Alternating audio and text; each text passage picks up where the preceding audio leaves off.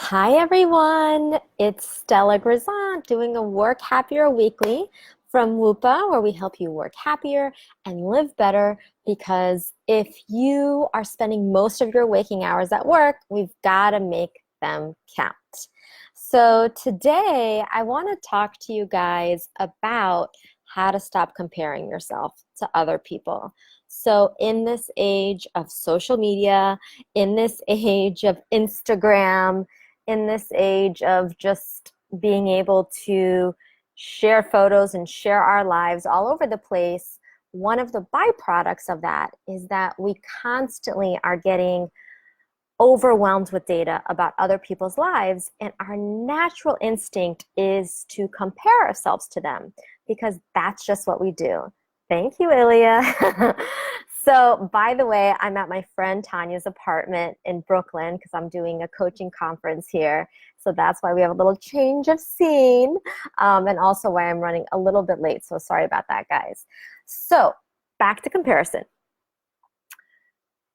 So what is comparison? Comparison, and psychologists refer to it as social comparison, is when we use other people to get a sense of where we stack up. So we'll look to our friends, we'll look at their kitchen, and we'll think, maybe I need to get new countertops. Maybe my countertops aren't so nice. Or, oh, look at Bob, he just got that promotion. He's now a managing partner. Where am I? And so we play this game with ourselves all the time. And what research has found over and over and over again is that comparison just ends badly. It bruises your self-esteem at best, okay? It could destroy it at worst. So I'm sure you all know this because I'm sure you've all felt this. And you're watching this because, hey, Lisa, because this can really ruin your mood. I know personally from experience years ago, some colleagues of mine that we kind of like grew up in the field together were on Oprah. And oh my God, I felt like there was a black cloud all like hovering over my head for a week. And I would even forget, why do I feel so depressed? Why do I feel so sad? Why do I feel so bad about myself? Oh, because I'm comparing myself to my friends who aren't Oprah. And of course I'm going to feel like crap. So how do we stop this? How do we stop comparing ourselves and feeling like crap and feeling less than? So the thing that I tell all my clients to do is that you have to put on your blinders. And for those of you who don't know, because I didn't actually know this before I looked up the analogy, when horses wear blinders, it's not only so that they don't look to the sides, it's also so they don't look back. And so it's the same thing. We want to put on our blinders so that we're just looking forward. And where do we want to aim our gaze? We want to aim our gaze towards what it is that we really want. What is it that brings us most alive? How is it that we want to be? How is it that I want to be in this world? What does it mean for me to live the life worth living? And how am I moving towards that? Not how am I trying to get a promotion that actually maybe will ruin my work-life balance? Or how am I trying to make more money but sacrifice creativity, which is really important to me? Or how am I going to try to lose weight so that I can look a certain way, but meanwhile punish myself and feel guilty and not like myself 24/7, right? So it's so important for us to get clear on how is it that I really want to be and exist in this world, and compare ourselves against that vision. So the key is to not compare ourselves against other people's successes and other people's lives, but to really compare ourselves against our own decision of how it is that we want to be. Does that make sense?